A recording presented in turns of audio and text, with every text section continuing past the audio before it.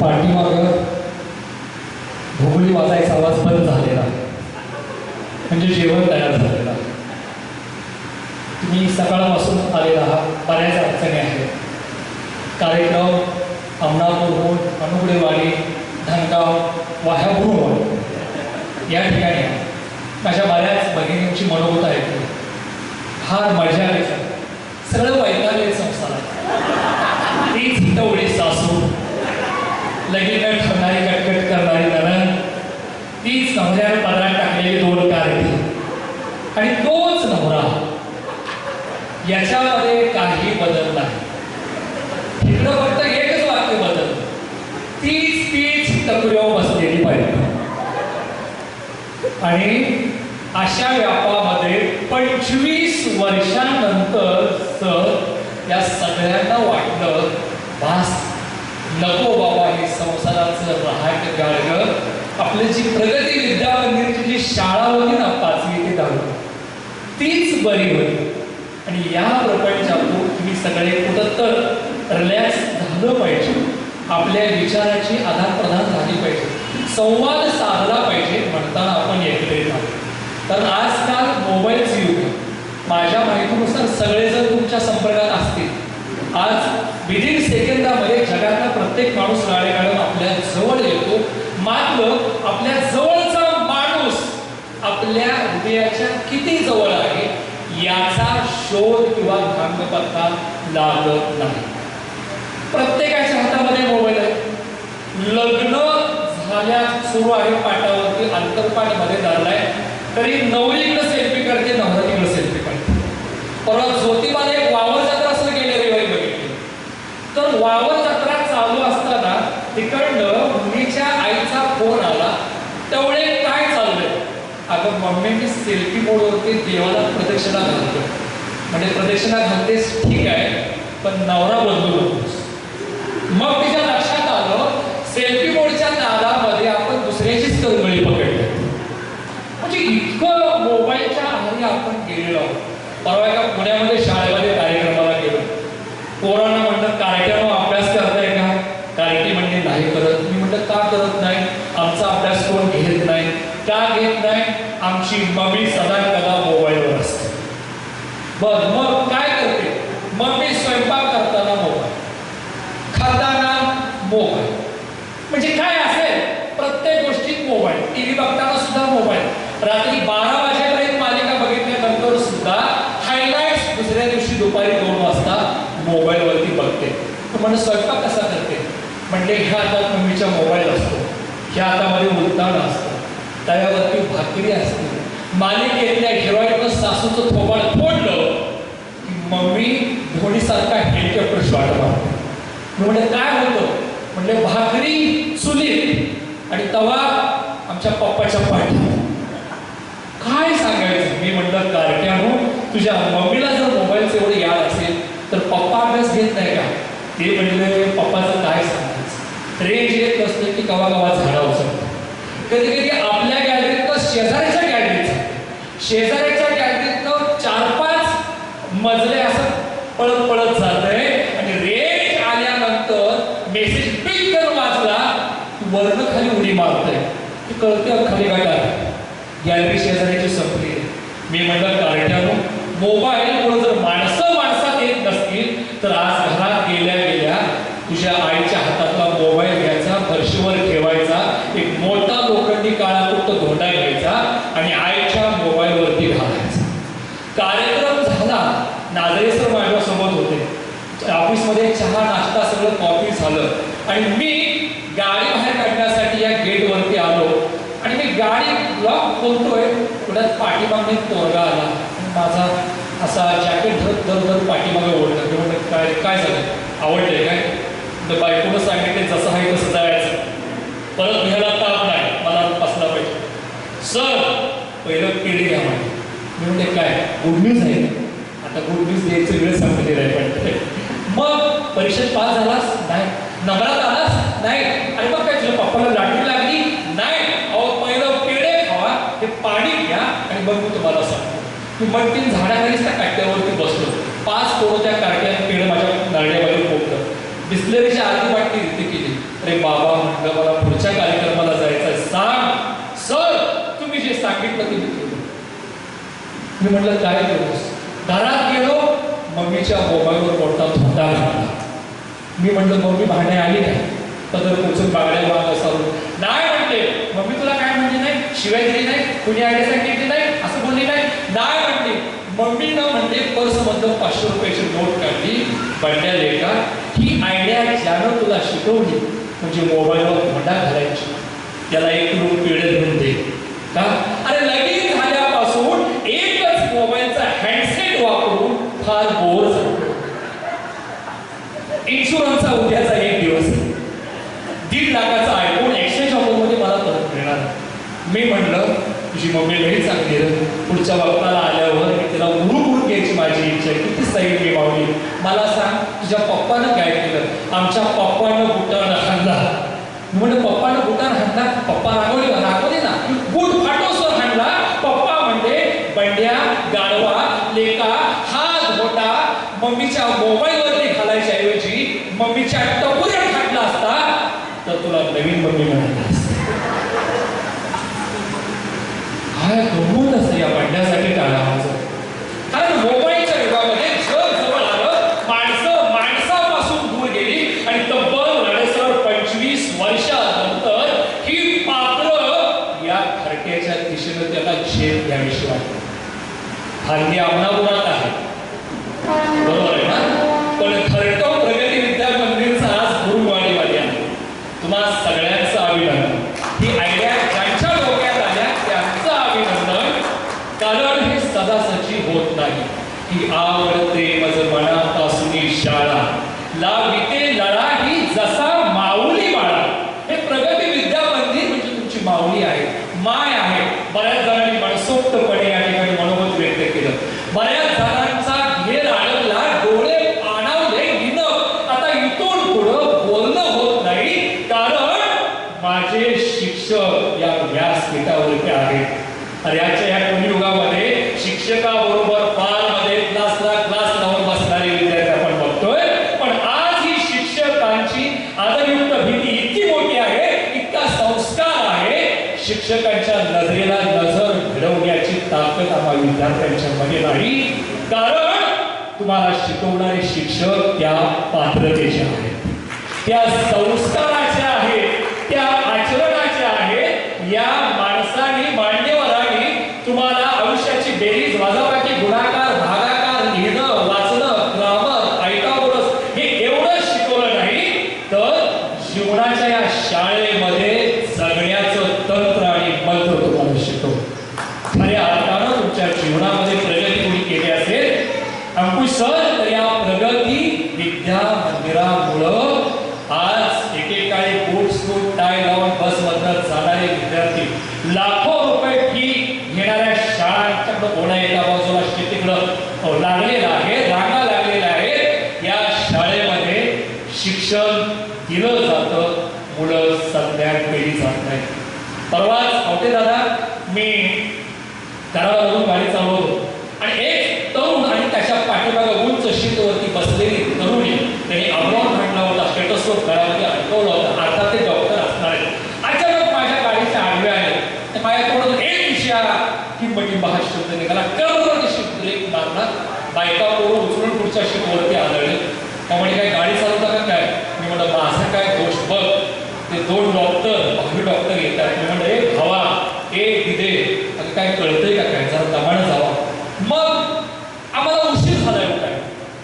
अरे उशीर झालाय होतायला म्हणताना दुसऱ्याचा जीव घेणं, बेदकारकडे गाडी चालवून आणि स्वतःचा जीवाची पर्वा न करणं, अशा पद्धतीचं शिक्षण आज सर्व शाळा महाविद्यालयामध्ये दिलं जातं. मात्र या अण्णापूरच्या प्रगती विद्या मंदिरानं या शाळेमध्ये जीवनाच्या प्रत्येक प्रसंगाला, संकटाला, संघर्षाला सामोरे जाणारे विद्यार्थी घडवले. कारण हे प्रगती विद्या मंदिर हे नुसतं विद्या मंदिर नाही, हायस्कूल नाही, शाळा नाही, तर कृष्णाकाठच्या अण्णापूरच्या भूमीतील माणूस घडवणारी शाळा. आणि अशा शाळेमध्ये तुम्ही शिकलात आणि मला तुमच्याशी संवाद साधण्यासाठी या ठिकाणी बोलवलं, हे माझं भाग्य आहे. आधी गुरुशी वंदना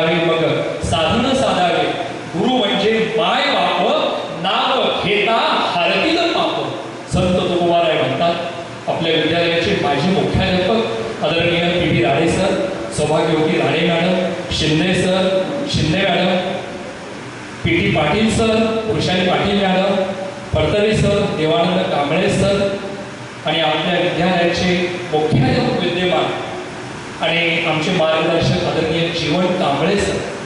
बघा, कांबळे सर मगाशी म्हणाले या सगळ्यांनी मला शिकवलंय आणि मी देखील समोर बसणाऱ्या सगळ्यांना शिकवलं. बघा, 3 पिढ्याची परंपरा जो सदियों से चलती चली आहे, ही परंपरा आहे. कोणी डॉक्टर आहे, कोणी इंजिनियर आहे, कोणाच्या मेडिकलच्या 15-16 शाखा आहेत, 70-80 कामगार कामाला करतात, कोण पतसंस्थेचा संस्थापक आहे, कोण सचिव आहे, कोण वकील आहे, कोण प्राध्यापक आहे, कोण अंगणवाडी सेविका आहे, कोण लेखिका आहे, कोण कवी आहे, कोणी गृहिणी आहे, कोणी शेतकरी आहे. आणि इंजिनियरला सांगताना देखील अभिमान होता ना, तेवढाच मी शेतकरी आहे आणि अमनापुरात राहतो हे सांगताना देखील त्याचं मूळ छाती भरून येत होती. आणि मी एक आदर्श गृहिणी आहे. संपत्ती साधन श्रीमंती याच्यापेक्षा सर वेगळी काय असते की तुम्ही तुमच्या लेकरांच्या वरती माझ्यासारखा कलाकार, पत्रकार, चित्रकार माणूस जो फिरत असतो, प्रत्येक ठिकाणी माणसांची थोबाड वाचायची मला खाण्यात दिसतो. सगळ्यांचं फेस रिडिंग करत असताना मला होते साहेब एकच जाणवलं, तुम्ही खऱ्या अर्थानं सुखी आहात, समाधानी आहात, आनंदी आहात आणि प्रगतीच्या मार्गाने जाणारे नागरिक ठरला आहात. हे सर्व श्रेय या शाळेचं आहे. अहो, पी.एस. पाटील यांच्यासारखा क्लास 1 ऑफिसर आयुक्त पदापर्यंत जातो, हा देखील या शाळेचा विद्यार्थी आहे. आमचा संदीप नाजरे, अमनापूर गाव, अमनापूर परिसरातील कृष्णेचं पात्र पक्षी जगाला ज्यानं ओळख करून दिली त्याच्या निमित्तानं, हा मोठेपणा सांगत नाही, तो देखील या विद्यालयाचा विद्यार्थी आहे. आमचा अंकुश राजमानेचा आवाज ऐकण्यासाठी माईकवरती आज महाराष्ट्रात वेटिंग लागतं. मग ते गाणं असू दे किंवा निवेदन असू दे. परवाच एका कार्यक्रमात मला मोठ्या भेट झाली. सर मोठे शास्त्रीय संगीत शिकायला. हा प्रगतीचा विद्यार्थी बाहेर पडल्यानंतर थांबणार नाही, तो जीवनामध्ये प्रगती करत असतो. एकेकाळचा अमनापूर गाव, दाखवा अमनापूर आपण सगळे जवळच आहोत, पेट पाहुण्याचे संबंध सगळ्यांचे. पण आज गेली मी 10 वर्ष बघतोय सर, अमनापूर पुलावरून आल्यानंतर त्या कोपऱ्यामध्ये दर 15 दिवसाला एक डिजिटल बदल आणि स्टँडच्या चौकामध्ये एक डिजिटल आहे. गेल्या 5-10 वर्षामध्ये सर आपल्या करूस तासगाव तालुका नव्हे सांगली जिल्ह्यामध्ये स्पर्धा परीक्षेच्या माध्यमातून सर्वाधिक यशस्वी झालेले विद्यार्थी घडवणारं गाव फक्त आणि फक्त अमनापूर आहे. बारकाईची नोंद करा. येता जाता प्रत्येकाच्या तोंडात येतंय, अरे काय अमनापूर गाव, आज काय या गावाची रेंज आहे आणि कुठं कुठं किती माणसं या गावाला. हा इतिहास निर्माण केलेला आहे, कारण त्याचं बाळ कडू तुम्हाला जिल्हा परिषदेच्या प्राथमिक शाळेत मिळेल आहे. आणि त्या बालकांना या मातीच्या गोळ्यांना आकार देण्याचं काम, संस्कार देण्याचं काम जर कुणी केलं असेल तर ते या शाळेनं केलेलं आहे. मला थोडीशी खंत वाटते की या शाळेचा विद्यार्थी बनण्याचं भाग्य मला फार वाटत नाही.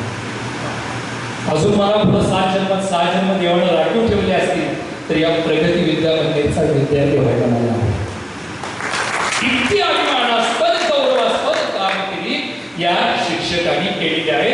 कारण हे शिक्षक व्यवसायाने शिक्षक नाहीत, उद्योगाने शिक्षक नाहीत, तर हे सगळे शिक्षक कर्तव्याने शिक्षक आहेत.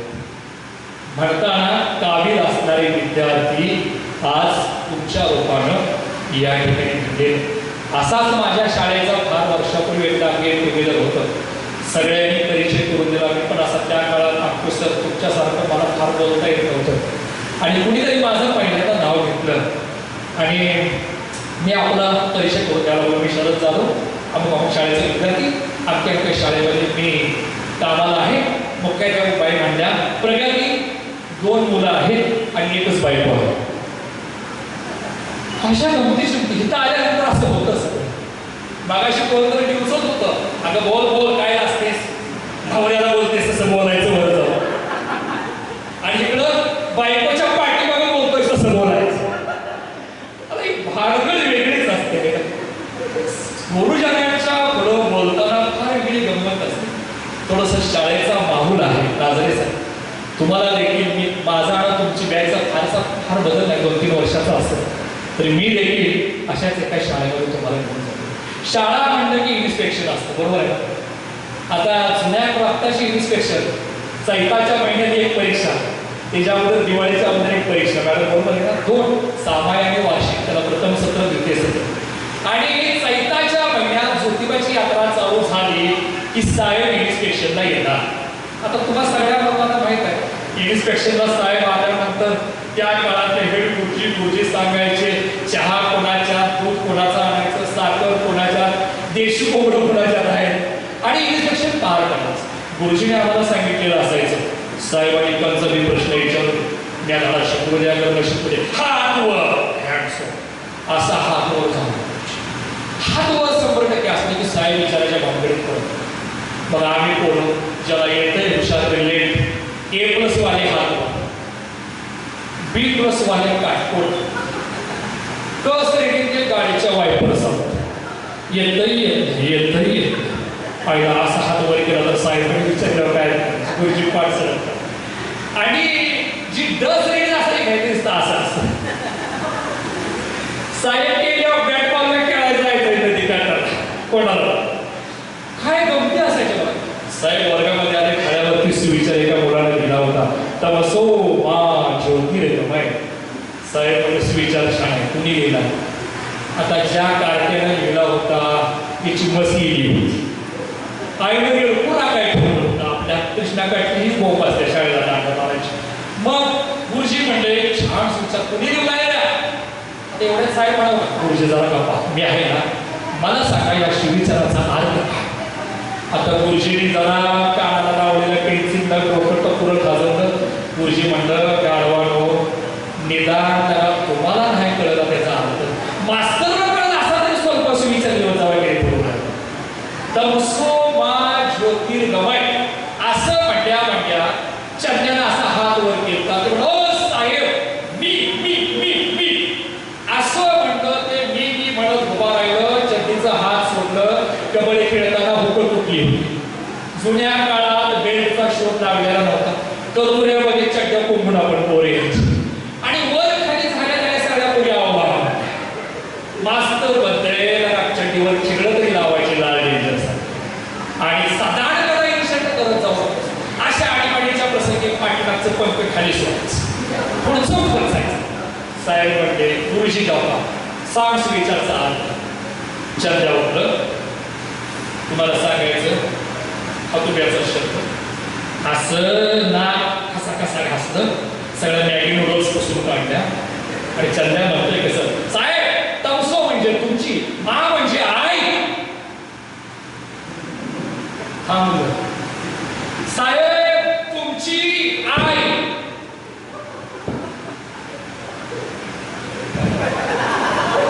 गुरुजीला कळलं. गुरुजी म्हणलं, रिकाम्या जागा भरू नका, सतकडलं बिन पाण्याच्या गावाला बुद्धी साहेब करलंय खडूस. अरे चंद्या, ती साधी सुधी आहे, शिक्षणाधिकारी साहेबांची आहे. चंद्या म्हणला, गुरुजी तुमची आई असू दे नाहीतर साहेबांची आई असू दे, आपण कुणाच्या बाला भेट नाही. आता गुरुजी पाठीमाग तिसरीकडे तोंड मारायला. चंद्या म्हणला, तमसो मा ज्योतिर्गमय साहेब तुमची की नाही, आई की नाही, सुटी बदलली. साहेब वाचले. गुरुजीचा जीव भांड्यावर पडला. साहेब म्हणते, असू दे, माझी आहे वैकुंठाला जाऊन धावत असू दे, ज्योतिबाला घालूनच काय अडचण नाही, पण योग्य ठिकाणी पोहोचू. साहेब 6वीच्या वर्गामध्ये घेऊ. आपल्या वक्ताला ABCD कधी होतो, इंग्लिश पाचवीत होतं ना तुम्हाला सगळ्यांना. आत्ताच्या सारखं मॉन्टेसरीमध्ये आईच्या पोटात असल्यापासून क्लासेस नव्हते स्पोकन इंग्लिशमध्ये पडतो. आता त्या वक्ताला आमचं गुरुजी, आता तुम्ही ABCD कसं शिकवताय पोरांना? A for Apple, B for, C for, D for. पण आमच्या वक्ताला, आपल्या वक्ताला आमचं गुरुजी कसं शिकवायचं माहिती का?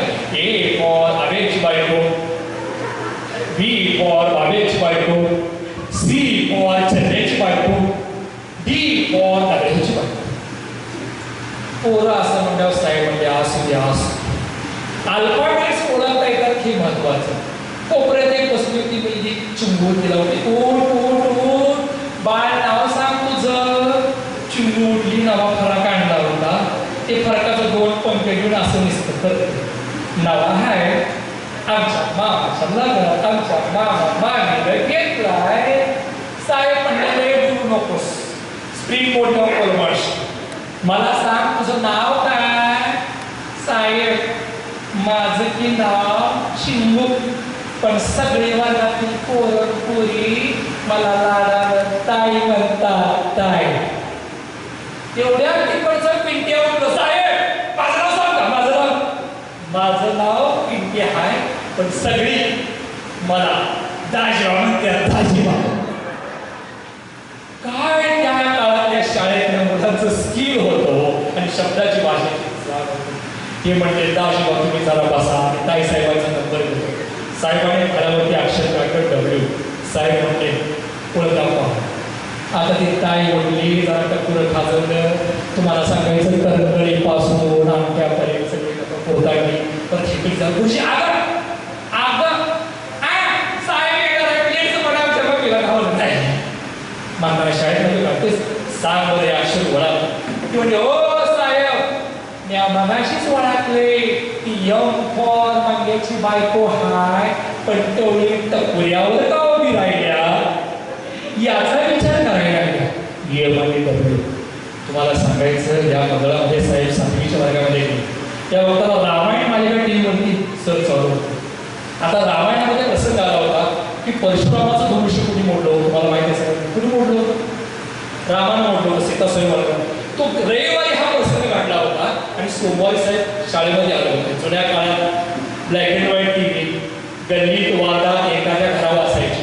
टीव्हीला अँटेना असायचा आणि त्या टीव्हीमध्ये साखर पेढं जिलेबी काही नसताना त्या टीव्हीला सर्र अशा गेला. मग कोण वरती चालायचं इकडची तार इकडे वळली की ज्योतिबाच्या सासन काढीसारखा आणता की अँटेना जायचं. ते खातं म्हणत जरा जरा तिरगळ जरा तिरगळ. आता काय कुंपडीचं मुंडकं तिरगळायचं आणि मग त्या मुंग्या टीव्ही जायचं आणि टीव्ही दिसायची. काय बालपण होतं तुमचं आमचं बघा मोबाईल वगैरे असं. आता हे सगळं माहीत होतं आपल्याला माहीत आहे पण आमच्या वर्गात एक ठावण होतं. गुरुजी म्हणाले बाळा साहेबांनी काय प्रश्न विचारला ऐकला. साहेब म्हणले कोण सांगेल परशुरामाचं धनुष्य कोणी म्हणलं. पोरी म्हणल्या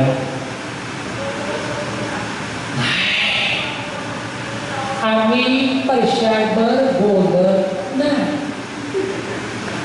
पोरांनो परशुरामाचं धनुष्य कुणी मोडलं.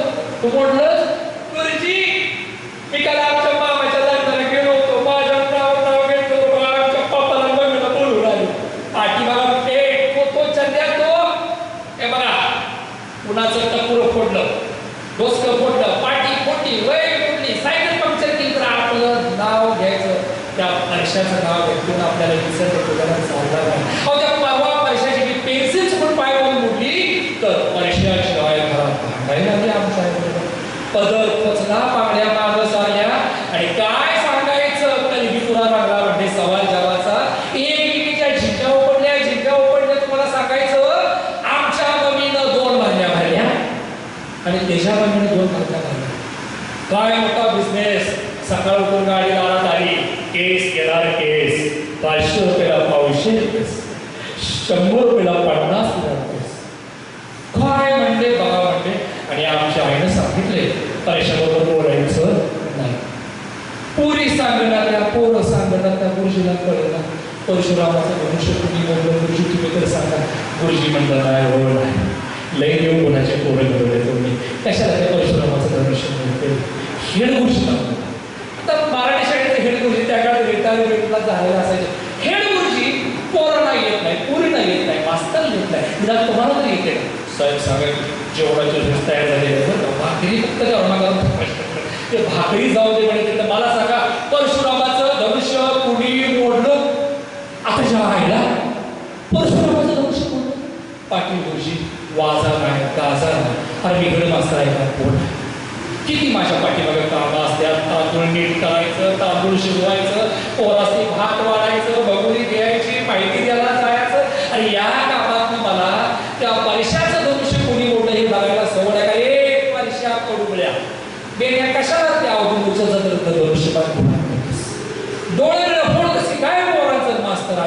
पाटील गुरुजी हे धनुष्य जप्त करून घ्या आणि त्याच्या आईबाची पालक भेट दिल्याशिवाय धनुष्य बाण मिळणार नाही म्हणजे नाही. कुणाचा कुणाला काय नाही मिळणार, जेवणच काय. अहो साहेबांनी चहाचं पाणी स्वतः येत साहेब घरामध्ये. आता इकडं तुम्हाला माहित आहे तुमचे धनी कारभार असे दमून भागून नोकरीवर शेतातून येतात तेव्हा कसे येतात तो असं सलमान खान शाहरुख खान सारखी एंट्री असतात. आपणच म्हणतो लाईटर पेटवता आला हो घ्या काय एंट्री असते, अरे चहा पाणी. तसं साहेब घरामध्ये गेले पण साहेब बाहेर साहेब होते, ऑफिसमध्ये साहेब होते पण घरामध्ये बायकोच्या हातात रिमोट बॅलन्सच्या. अर्धा तास झालं बायकोने पाणी दिलं नाही, चहा दिलं नाही. अर्ध्या तासानंतर बायको बाहेर आली. साहेब म्हणते केस जरा घालत होते, हे बघ मला चहा नाही दिलास तरी चालेल, पाणी नाही दिलास तरी चालेल, पण माझ्या एका प्रश्नाचं उत्तर दे.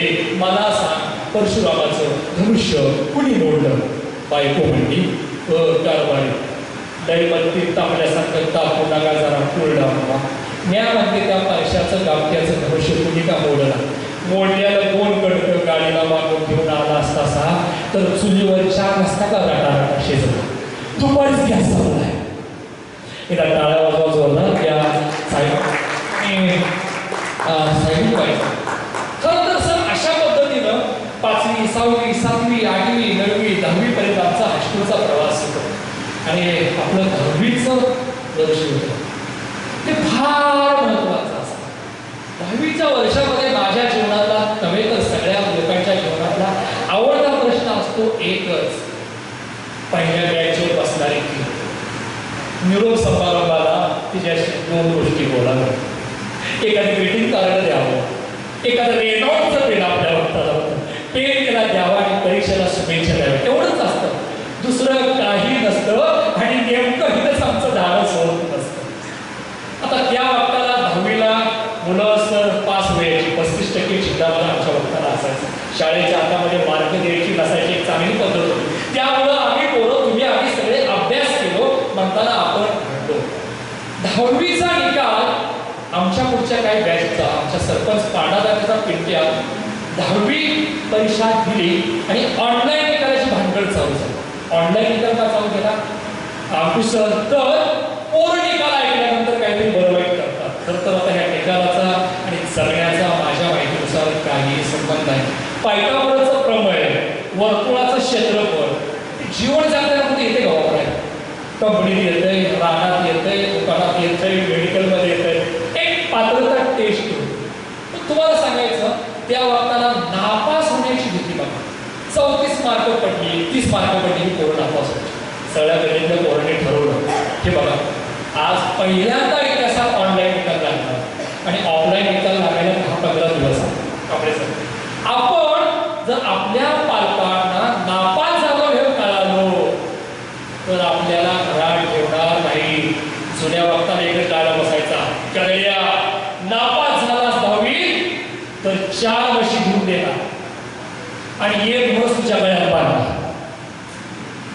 काय गंमत घेऊन आलं 10वी नापास झालं की नवीन व्हायचं. आता पुरी वेळ ना त्या पुरीच्या अपेक्षेने पुढे येणार आहे तेवढे आम्हाला वाटायचं गुरुजी आम्हाला 10वीत नापास करावं निदान 1 वर्ष 2 पायाची गळ्यात बांधायला मिळणार. काय भावना होत्या त्या काळात. ते काळ काय निघून गेला आणि निकाल ठरल्यानंतर दुसऱ्या दिवशी निकाल होता. सगळ्या विद्यार्थ्यांचं ठरलं आपण जर एका विषयात नापास झालो त्या काळात गणिताची भीती सर, भूमितीची भीती आणि इंग्रजीची भीती आणि त्यानंतर विज्ञानाची गाडी भीती असायची. मुलांनी ठरवलं एका विषयात गेलं तर घरात आपण निकाल कुठेतरी ऑनलाईन एक मुलगा जाणार तालुक्याच्या गावाला तो बघून येणार गाडीवर डबल टेबल शीट. एका विषयात गेलं पारायण चालू होतं कुंडली वर्धचा कशा झाला पिंट्या म्हणला.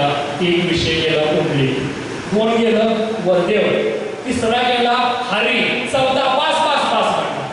आपल्या गावात एवढं पण दारिद्र्य रेषेच्या खालचं कोण नाही म्हणले 1-2-3 दांड्या उडत्या. तुम्हाला सांगायचं निकाल झाला पांडादाते असे जेव्हाही बसले होते पिंटे जेव्हाही बसला होता बाहेर पाट्या मोठ्या मधल्या सगळ्या उडले. तात्या रामराम SSC बोर्डाचा निकाल लागला. तात्या खास खाताच म्हणजे SSC बोर्डाचा निकाल लागला. आमच्या दिवट्या चिरंजीवाचा पराक्रम काय आता देवता चिरंजीव खिडकीतून फोनवायला लागलाय ओल्ड मध्ये संध्याकाळी मला पार्टी आहे माझ्याकडे. तशी सगळी पोराणी हुरड्या केलं आणि म्हणतात कशी पुंडलिक वरदेव हरी विठ्ठल श्री ज्ञानदेव तुकाराम पंडितनाथ महाराज की. सरपंचाचा बोलला किती विषय सगळे विषय. 10वी परीक्षा संपल्यानंतर आपल्या गावाकडच्या तुमच्या माझ्या तरुणांची नाजरे जरी गंमत असते. ॲडमिशन फॉर्म भरायसाठी 11वीला आपल्याला सिटीमध्ये जावं लागतं, पळसात जावं लागतं, कुंडलमध्ये जावं लागतं, तासगावमध्ये जावं लागतं, वाडीवरती जावं लागतं, भिलोडीमध्ये जावं लागतं, सांगलीला जावं लागतं, वाळव्याला जावं लागतं. 11वीमध्ये कॉलेज चालू होतं. सकाळी मला सकाळ पहिला तास पुरी नटू स्नो पावडर तोंडाला ठेवल्या. हा पावडरीच्या डब्यात तिला तोंड उचललंय हे कळत नाही. जुन्या काळामध्ये पुरी गजरा लावून यायच्या, त्यांना लांबसडे केस असायचे, वेणी घालायच्या, असे दप्तर धरायच्या आणि तुलट वारीडॉलसाठी एका बाजूला केसाचा कोंबडा असा करत असा जायचा. काय आनंद वाटायचा. सगळं घम व्हायचा आणि एक जण पुढे तो पोरगा म्हणायचा बघा आपल्या कॉलेजातल्या मशीनी पोलीस समानार्थी शब्द मशी वापरायचे आपल्या कॉलेजातल्या मशीनी थोबाडाला किती DDT आणि पॉलिडॉल पावडर फवारले. एक जण शेतकऱ्याचा पोरगा म्हणला आज सिमेंट सुद्धा एसी टाकलंय, भुईमुगाच्या वावराच्या कडेला टाकले कुठं पुढं सुद्धा वास घेत. एक चेसनेस पोळीला लहान आला, तिनं असा मानेला हिसडा दिला. अगदी मेनेच्या गजऱ्यासाठी 2 शेपटा शंकरानं भुजंग मानेमधून लपाटावाट असा लपेटून घेतला. चष्मावरती करत म्हणती कशी काय करायचं मैत्रिणीनो, घ्यावी लागते काळजी. हल्ली कॉलेजात डासांचं ढिगणांचं आणि कोचड्यांचं प्रमाण वाढलंय. 11-12 टीनेजर्स मध्ये बरं फार गमती असतात. तुम्हाला सांगायचं भूमितीच्या तासाला नेहमी बोंबाबोंब ठरलेली, सरांनी लाईन मारलेली असत्या. इकडं पोरांची लाईन असत्या डावीकडच्या पुरींच्या बाकावर. सर म्हणतात ए आणि बी बिंदू जोडा, लाईनवर लाईन मार. पोर म्हणतात सर भूमितीच्याच काय, इतिहासाच्या तासाला पण आम्ही लाईनवरच लाईन मारत असतो. तुमची लाईन सरळ वळव्यात असते, आमची लाईन ब्राह्मणी असते, पण लाईन ही लाईनच असते. काय गमतीदार पोरं करायचे.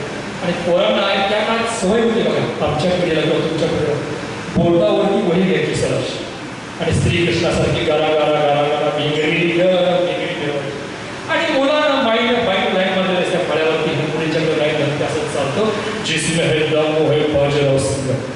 तो कसला सिंग, वाऱ्याची झुळूक आली तर शेवग्याच्या शेतासारखं तुला असं किरपान काढी पाहिजे. पोरी म्हणायच्या कसला सिंग, त्याच्या बोटाला बबूचा चिंगम लावून फरशी बरोबर शिंगम नाही तर खिडकीत उडून जाईल शिंगम. हे शिंगम असं लाईन जर पोरीच्या दिशेनं आलं. एक खोडसर मुलगी होती, तिने बँकच्या मधनं पाय काढला. तसं शिंगम पायात पाय अडकलं, धापशीर वरांड्यात पडलं. वरांड्यातनं 2 कोलाटे उद्या घात मैदानात. मराठी माणूस खेळण्यासारखा एकमेकाचे पाय खेचतो, तसं पडल्यानंतर याच्या पायाला आपल्याला कोणी बघितलं तर नाही ना, हे पहिल्यांदा बघतो. त्याला पाठीमागं वळून बघितलं, त्याच्या राशीला असतानीची 7:30 लागली होती. शिपाई बेल दिली. सगळं कॉलेज गॅलरीमध्ये, त्या जिन्यामध्ये, मैदानामध्ये. आणि ज्या मुलीनं पाय मारला होता ती उड्या मारून टाळ्या वाजवते. बघा फ्रेंड्स बघा, राजू कसा आपल्या दादाच्या पाया पडतो. मी जरा बघितलं, ते गाडाव सरत होतं आणि मारुतीला दंडस्नान घेतल्यासारखे होता. गाढवाच्या पायाला ह्याचं 2 हात नमस्कार केला सर. ती मुलगी परत ओरडली, बघा बघा बघा राजू कसा दादाच्या पाया पडतोय ते. हा राजू होय वहिनी होय, पहिला मान दादाचाच असतो, त्यानंतर वहिनीचा असतो. मुलं कुठले संदर्भ कसे जोडतात. 11-12 होते आणि खऱ्या अर्थानं महाविद्यालयीन जीवनाचा प्रवास चालू होता. महाविद्यालयीन जीवनाचा प्रवास चालू झाला की अंकुश नुसार आपण पाठीमागं लागतो 12वी नंतर फक्त आणि फक्त मेरिटच्या गुणवत्तेच्या त्याच्यामध्ये मित्र मैत्रिणी शाळा कॉलेजमधल्या गमती जमती सारं काही विसरून जातो. प्रत्येक जण करिअर माइंडेड होतो. जुन्या वक्ताला जे शिकणारे आहेत ते शिकत जायचे.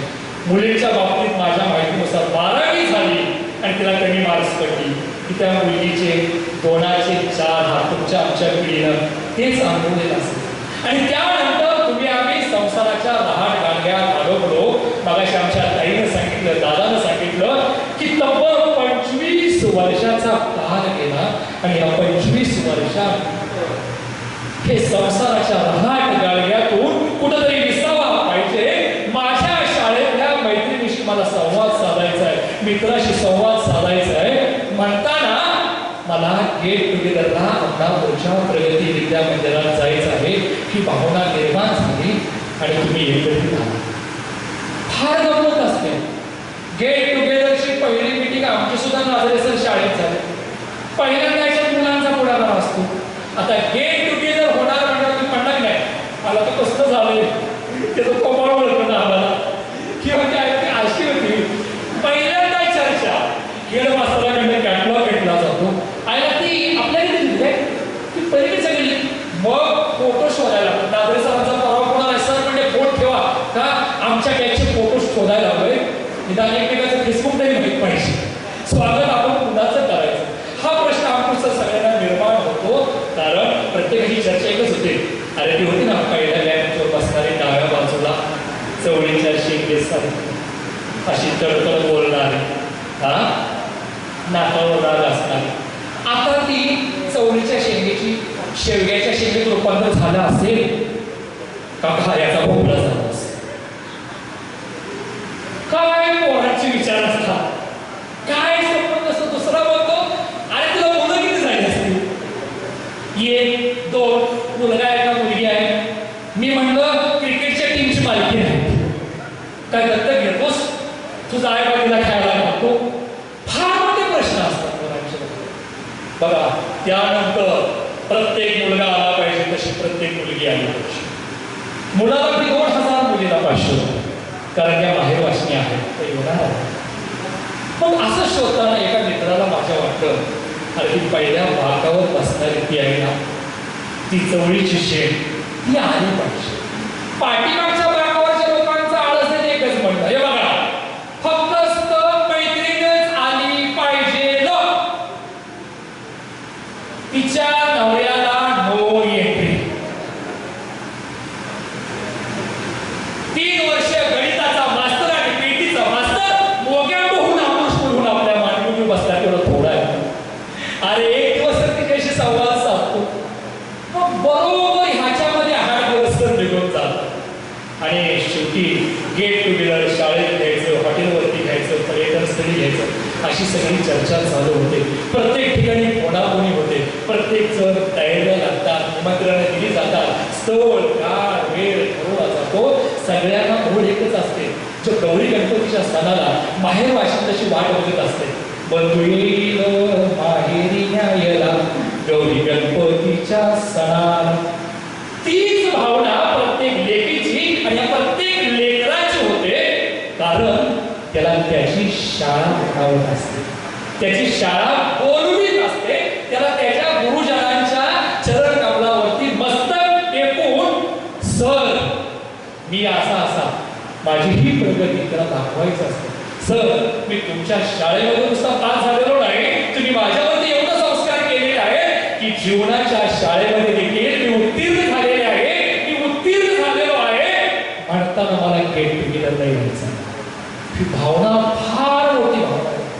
या भावनेच्या माध्यमातून सगळे येत असतात. मात्र आमचा पिंट्या काही आवडत होता. पिंट्या म्हणला गेटावरती गुलाबाचं फूल द्यायला मी उभा राहणार. कारण 30 वर्षानंतर आमचं गेट टुगेदर होतं. पोरं म्हणजे असू दे पिंट्यात असा हौशी आहे.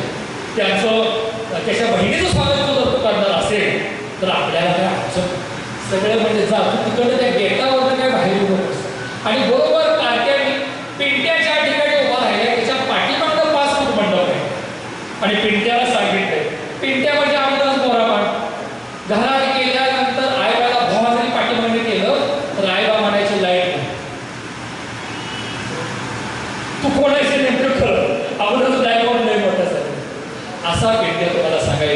मस्तपैकी दुसऱ्या दिवशी आवरायला लागलेलं, गाणं म्हणायला लागलं. महिला मंडळीच काय नसतं हो, ही साडी नेसू का ती साडी नेसू, हे दागिनं घालू का ते दागिनं घालू, मैत्रिणीचं दागिनं कसं असेल, गाडीला असतील रावणापर्यंत असतील का पळसातले असतील.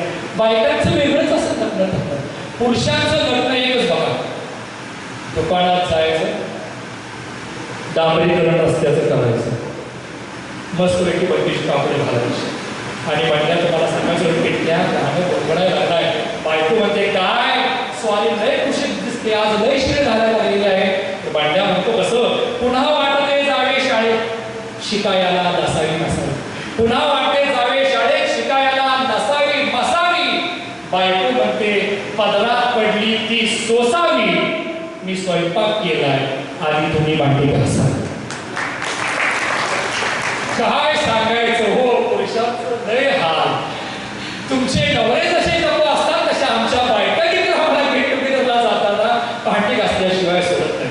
भांडी अगोदर आला 10 वाजता, एक मस्तपैकी कार आली, कारवर दरवाजा उघडला, ती उतरली, तिच्या डोळ्यावरती गॉगल होता, तिच्या पलीकडचा दरवाजा उघडला गेला, गाडी पुढे गेली, एक चिमुकली मुलगी आली, तिने तिचा हात धरला होता, ती पुढं आली, त्याला ओळखली नाही, त्याला वाटली तीच ती पहिल्या बाकावरती नाकाच्या शेंड्यावर दाग असताना. तो पुढे गेला, त्याच्या तिच्या हातामध्ये गुलाबाचं फूल दिलं आणि बोट धरलेली मुलगी म्हणली, काय ग मम्मी हा कोण प्राणी, काय ग मम्मी हा कोण प्राणी. म्हटल्यानंतर ती म्हणते कशी, अगं हा कोण काय विचारतेस, प्राणी काय म्हणतेस, मामा आहे तुझा मामा. आणि अचानक स्पीकरवाल्यानं गाणं चालू केलं, एक दिल के तुकडे हजार होय, कोणी यहाँ गेला कोणी वहाँ. असं हे अपेक्षा बघण्याचं ठीक. अशा पद्धतीनं गेट टुगेदर रंगलं, परिचय झाला, सगळं झालं. शाळेच्या पटावरती 60 विद्यार्थी होते, मात्र 59 विद्यार्थी गैरहजर होते. एक विद्यार्थी हजर नव्हता. कुणाच्या लक्षातच आलं नाही हा कोण आहे याचं नाव का. तो विद्यार्थी शाळेपासून एक 4-5 किलोमीटर अंतरावरती असणाऱ्या एका मळ्यामध्ये आपल्या जुन्या डोंगर घरामध्ये राहत होता. तो बायकोला म्हणतोय, काय मला सुद्धा शाळेच्या गेट टुगेदरला जायची फार इच्छा होती, पण शुगर इतकी वाढली आणि पायाची जखम गेली 2.5 वर्ष घेऊन की मुळ्यासारखा धडपडतोय, मला या शाळेत जाता येतच नाही ग. बायको म्हणते, अहो गेट टुगेदरसाठी 1000 रुपयाची फी मारे आपल्याकडे नाही. आपली 2 पोरं शिकून त्यांची आपण लग्न केली, चिकडीला घेऊन धरतर सोडून निघून गेली. कधीतरी 1-2 महिन्यानंतर मनी ऑर्डर येते, या मनी ऑर्डरच्या पैशामध्ये आपण जगायचं का तुमच्या दवाखान्याचा खर्च भागवायचा याचंच कोण सुटत नाही हो. तसे तुम्हाला तुमचे मित्र आणि मैत्रिणी याच्यामध्ये तुमची दखल घेतील. अहो जन्माला घातलेला पोटचा गोळा जर तुम्हाला आई बाबाला विचारत नसेल तर मित्रांकडून अपेक्षा काय करता. दिवसभर या अंगावरून त्या अंगावर, या अंगावरून त्या अंगावर, खाटीवरती घोंगड्यावरती तो पलटी मारतोय, आसवं घालतोय. आणि 40 वर्षानंतर माझे मित्र मैत्रिणी एकत्र येणार आहेत, गुरुजी येणार आहे. कशी असेल माझी शाळा, कशी असेल माझा मित्र, कशी असेल माझी मैत्रीण. दिवसभर अन्न न खाता अस्वस्थ आहे. आज माणसाला एकच विकार झालेला आहे, FOMO, fear of missing out. मला कुणी विचारत नाही याचं दुःख फार होता. त्याला सुद्धा त्या दुःखामधून जात होता. आणि एवढ्या सुखाच्या आनंदाच्या क्षणामध्ये मी का नाही एकाला देखील माझी आठवण येत नाही. बायको संसूत घालते, जाऊ द्या हो. शेवटी मित्र काय, मैत्रिणी काय, त्या बाहेरच्याच ना. तुम्हाला कोणाची किंमतच नसेल तर नका अपेक्षा बंधाचं दुःख हे करू. रात्रीचे 7:30 वाजलेले आहेत. कौलाच्या घरावरती 4-5 दगड खडखड पडले.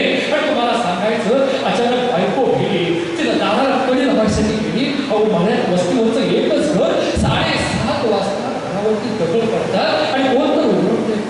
नवरा देखील गेलेला आहे. थोडा वेळ झाला, 5 मिनिटांना देखील परत तंदन असा आवाज यायला लागला. तेवढं फुटायला लागलेले. नवरा म्हणला, गावाला ऍडजस्ट झालं. पहिल्यांदा दगड पडले ते होते 5, दुसऱ्यांदा दगड पडले ते होते 5 आणि हा सुद्धा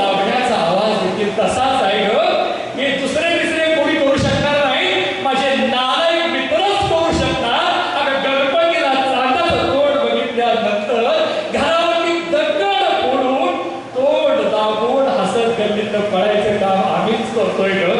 कुणीतरी आलंय, 10 रुपये दरवाजा उघडला आणि ती चवळीच्या शेंगेसारखी असणारी आज भोपळ्यासारखी झाली होती. पाटी आणि पेन्सिल घेऊन खाटेवर जाऊन त्याच्यापाशी बसली आणि म्हणते कशी, तेव्हा हा पॉईंटला नाव घे, ह्या पॉईंटला नाव घे. तो म्हणतो तुम्ही कोण? बायको म्हणते अहो तुम्ही कोण, ओळख नाही म्हणा मॅडम. अरे ही पेन्सिल घे आणि लाईन मारून दाखव पाहू. त्याला थरथर त्या हाताला ए आणि बीच्या बाजूला कोपऱ्यामध्ये टिंब दिली, सी दिलं आणि एक लाईन मारून दाखवली. मुलगी म्हणते ओळखलंस? ए फॉर आंधे अंतोबाला, सी फॉर चंदा. पहिल्या मार्गावरती बसणार त्याच्या डोळ्यातून घडाघडा असो व्हावं लागली आणि मला कुणीतरी विचारणार आहे. आणि तेवढ्या अंत्याच्या गावाला चांगलं म्हणत घराच्या दोन्ही दरवाजातून सगळं मित्र मैत्रिणींचं टोळकं घुसलं. टिपावरती केक ठेवला. अरे अंत्या तू गेट टुगेदरला आला नाहीस.